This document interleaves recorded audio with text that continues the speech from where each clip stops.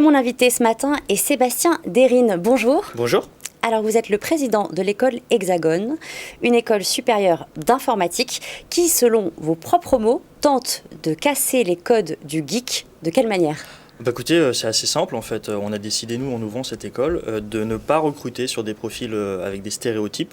Donc on ouvre vraiment de manière très très large les conditions d'admission. Alors il y a des tests, il y a des épreuves de sélection. Donc il n'y a pas de concours, ce sont des épreuves de sélection pour établir un niveau de base, pour que les classes soient homogènes.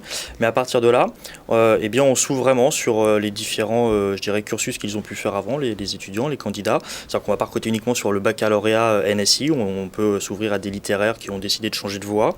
Et surtout, on essaye d'intégrer un maximum de femmes, de jeunes femmes dans les cursus.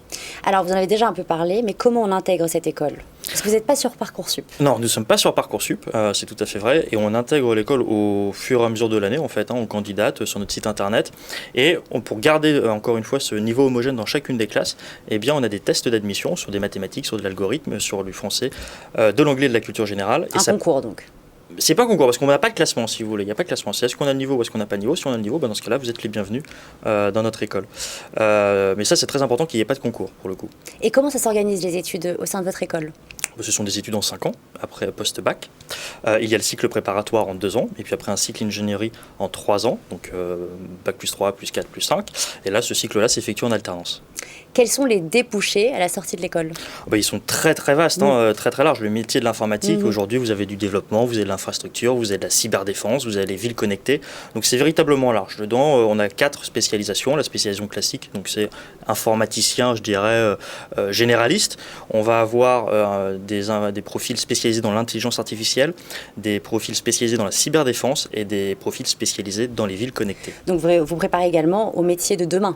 C'est totalement l'objectif, puisque l'idée, quand vous êtes un acteur de la formation, c'est de pouvoir garantir un emploi aux jeunes qui nous font confiance. Et donc, c'est effectivement les inscrire dans des parcours qui recruteront sans aucun problème dans les 10-20 prochaines années. Alors, vous en avez parlé aussi un tout petit peu tout à l'heure. Vous proposez également au sein de votre école un programme à destination des jeunes femmes qui reprennent leurs études. Est-ce que vous pouvez m'en dire un peu plus ?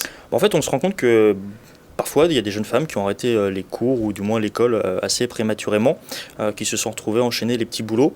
Et il y a une prise de conscience et elles souhaitent revenir dans les études. Sauf que pour revenir dans les études, quand vous n'avez pas travaillé, que vous n'avez pas été à l'école pendant plusieurs années, c'est compliqué. C'est très difficile, déjà parce que vous aviez un salaire, d'un coup vous ne l'avez plus.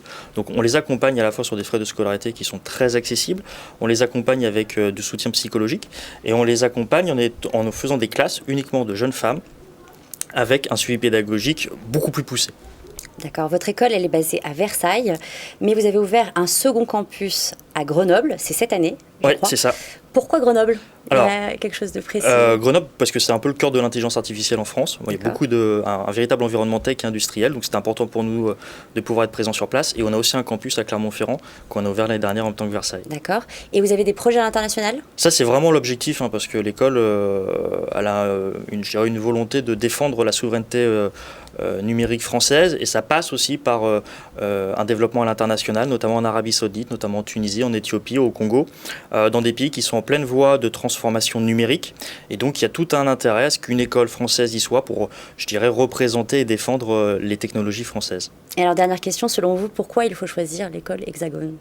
Parce que je pense que c'est une école d'avenir. On a un cursus qui est relativement différent de nos confrères, notamment parce qu'on met un accent sur la tech française et qu'aujourd'hui, c'est dans tous les débats politiques.